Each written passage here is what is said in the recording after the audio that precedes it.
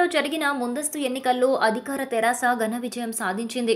ఈసారి ఎలాగైనా అధికారాన్ని అందుకోవాలని భావించి మహాకూటమిగా బరిలో దిగిన కాంగ్రెస్ ఘోర పరాజయం పాలైంది. అసలే ఓటమి బాధతో ఉన్న కాంగ్రెస్ కి దెబ్బ మీద దెబ్బ తగులుతోంది.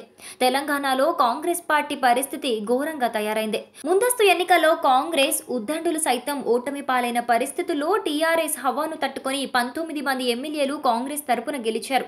అయితే ఇప్పుడు ఆ గెలిచిన ఎమ్మెల్యేలైనా పార్టీలో ఉంటారా లేదా అనే అనుమానాలు తలెత్తుతున్నాయి. ఎమ్మెల్యేలు ఎవరు పార్టీలు మారటం లేదని, అవన్నీ పుకార్లేనని రాష్ట్ర నేతలు పైకి చెబుతున్నా లోలోపల జరగాల్సిన విషయాలన్నీ జరిగిపోతున్నాయని రాజకీయ వర్గాల్లో ప్రచారం జరుగుతోంది.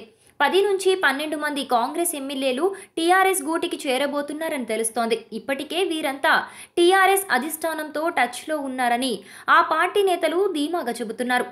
ఇప్పటికే మండలిలో ప్రతిపక్ష హోదా పోగొట్టుకున్న కాంగ్రెస్ ఇప్పుడు అసెంబ్లీలోనూ అదే పరిస్థితిని ఎదుర్కొనేలా తాజా పరిణామాలను బట్టి తెలుస్తోంది.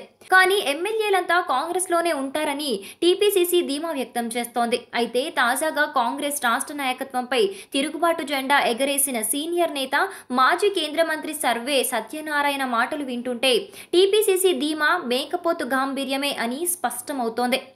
ఉత్తమ్ కుంతియా తీరును భరించలేక గెలిచిన కాంగ్రెస్ ఎమ్మెల్యేలు టీఆర్ఎస్ వైపు చూస్తున్నారని సర్వే చెప్పడం రాజకీయంగా మరింత కలకలం రేపింది.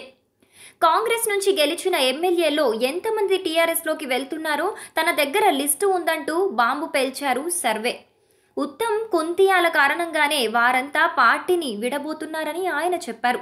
తనలాగే ఎంతో మంది నేతలను ఉత్తమ్ అవమానించారని, రాబోయే రోజుల్లో మరిన్ని తీవ్ర పరిణామాలు చోటు చేసుకుంటాయని తెలిపారు. ప్రస్తుతం 10 మంది ఎమ్మెల్యేలు టీఆర్ఎస్లో చేరతారని పుకార్లు వినిపిస్తున్నా ఆ సంఖ్య మరింత ఎక్కువగానే ఉండే అవకాశం ఉందని సత్యనారాయణ చెప్పడం విశేషం. సర్వే వ్యాఖ్యలతో తెలంగాణ కాంగ్రెస్లో తీవ్ర దుమారం రేగింది.